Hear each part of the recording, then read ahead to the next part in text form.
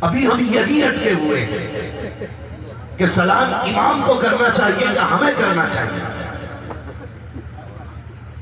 خود سوچیں. جو قوم اپنے رہنماؤں کی خامیوں میں لگ جائے وہ قوم کبھی ترقی نہیں کر سکتی. اور یہ منبر پہ جتنے علماء بیٹھے سب کی ذمہ داری لے کے کہتا ہوں, آنکھیں بند کر کے ذمہ داری لیتا ہوں. مجھے اپنی قوم پہ اتنا اعتماد ہے, یہ جب بھی بولیں گے زبان ان کی ہوگی فرمان مدینے والے. سبحان اللہ. میں لیتا ہوں ان کی ذمہ داری.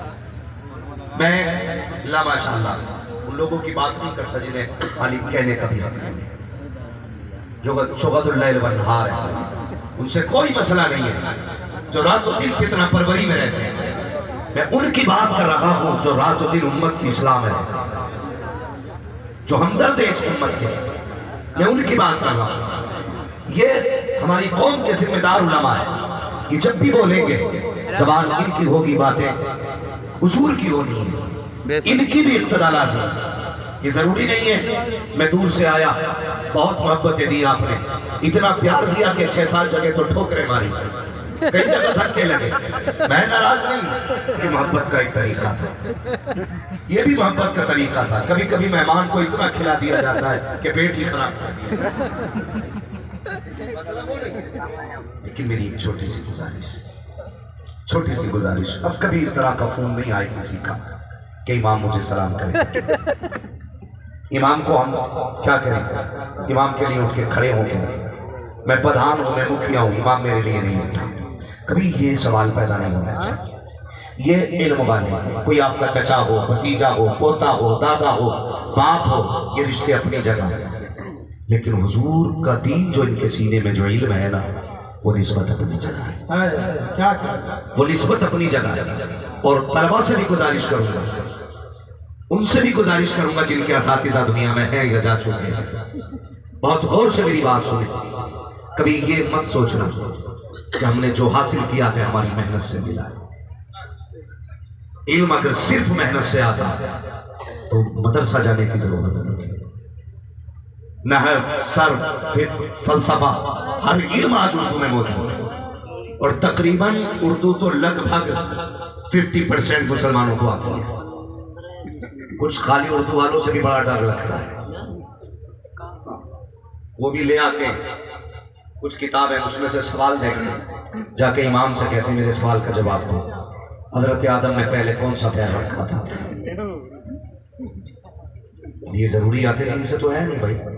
تو امام کی پھر سر میں درد ہو جاتا, یہ کہتا لو جی امام کو میں نے ہرا لیا.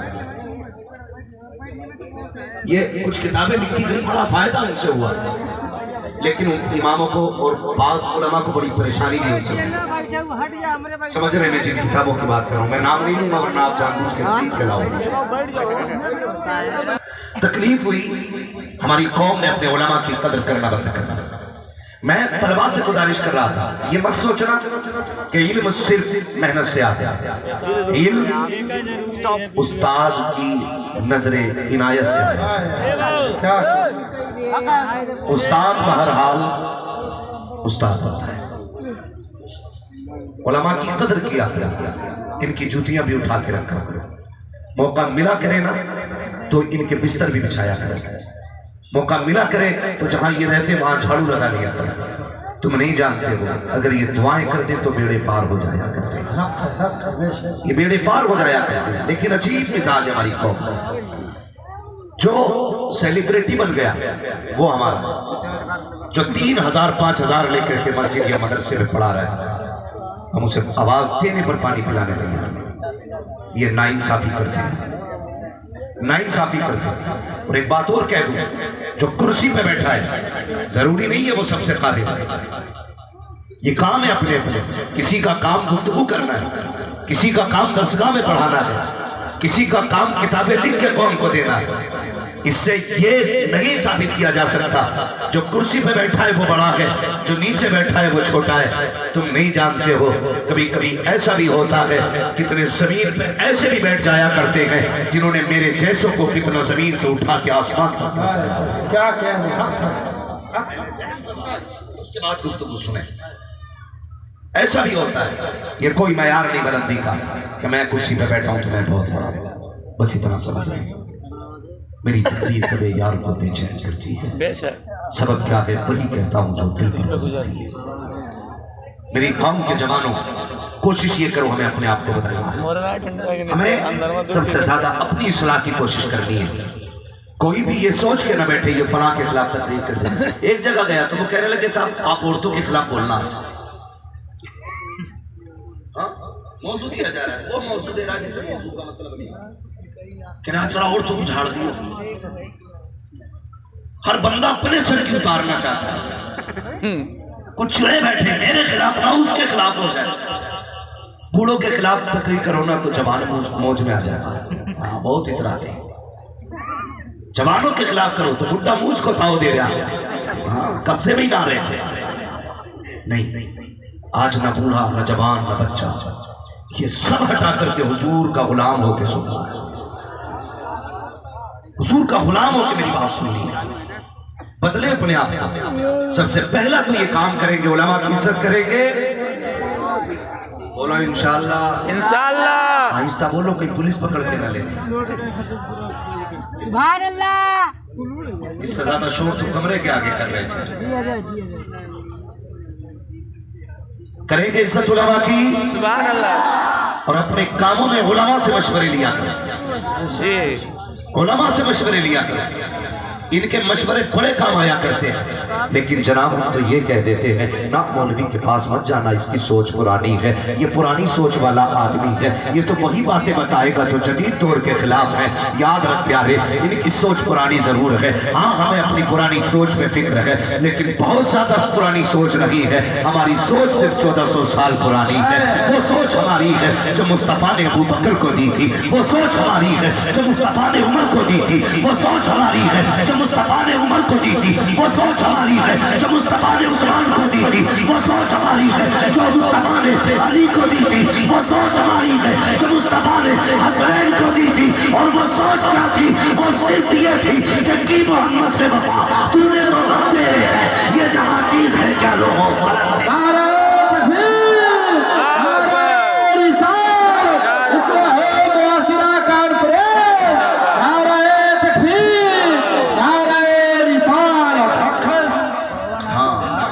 حقیقت کیا ہے؟ ہماری حقیقت یہ ہے نہ گھر کے نہ گھاٹ کے دشمن اناج کے، نہ کام کے نہ کاج کے دشمن اناج کے۔ صبح اٹھے آنکھیں مسلی پیٹ بھر کے کھا لیا، دن بھر گپے شپے لڑائی، شام کو کھائی پھر سو گئے۔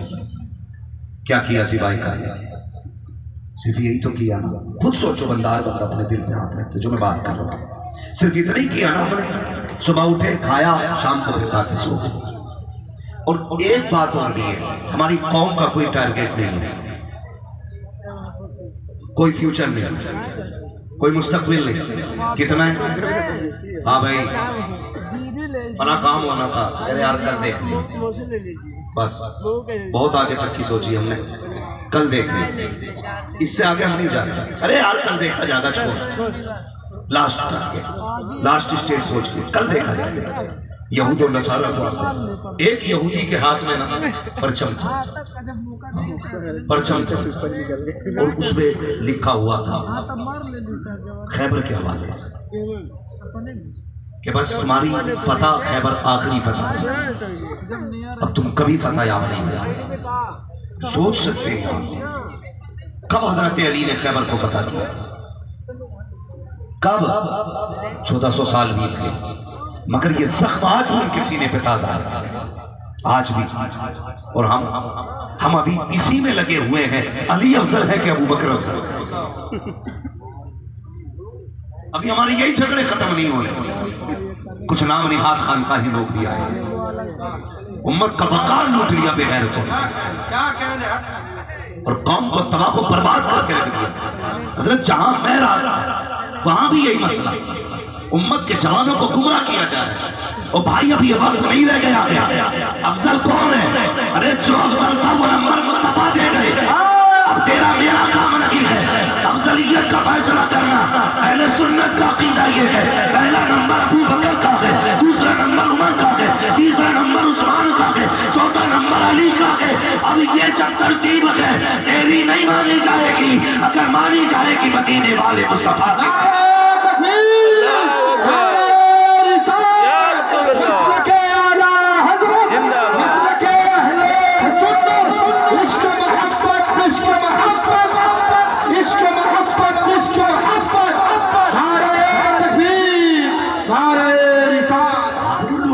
کی کہاں جانا تھا امت کو، جوان کو کس پلیٹ فارم پہ کھڑا کرنا تھا، آج یہ خیال نہیں رہ گیا ہے، بس ووٹ بڑھائے جا رہے ہیں، اپنے اپنے لوگ بڑھائے جا رہے ہیں۔ اور یار اس نظریے سے کیوں دیکھتے ہو، یہ میرا ہوگا تو نذرانہ دے گا، یہ میرا ہوگا تو ناشتہ کرائے گا، یہ کیوں نہیں سوچتے ہو اگر یہ حضور کا ہو گیا تو جنت میں جائے گا، اگر مصطفیٰ کا ہو گیا تو جنت میں چلا جائے گا۔ یار کھوکھلے ہو گئے ہیں ہمارے ایمان، لوگوں نے آبرو لوٹ لی ہے اسلام کی، لات مار دو ان کو۔ آج امت کا حال یہ ہے، جس طرح گاڑی سے اترنے والا کوئی اجنبی سواری سے اترے تو کوئی ٹیمپو والا کوئی بچہ لے کے چلا جاتا ہے، کوئی گٹھری لے کے چلا جاتا ہے، کوئی بیوی لے کے چلا جاتا ہے، ایک کہتا میری گاڑی میں بیٹھ، دوسرا کہتا میری گاڑی میں بیٹھ، تیسرا کہتا میری گاڑی میں بیٹھ۔ جو اترا ہے بس سے وہ یہ سوچ رہا ہے یار جاؤں تو کدھر جاؤں، کس کی گاڑی میں بیٹھوں، اگر اس کے آٹو میں بیٹھا تو وہ بچہ لے کے چلا جائے گا، اس کے آٹو میں بیٹھا یہ گٹھری لے کے چلا جائے گا، اس کے آٹو میں بیٹھا وہ بیوی لے کے چلا جائے گا۔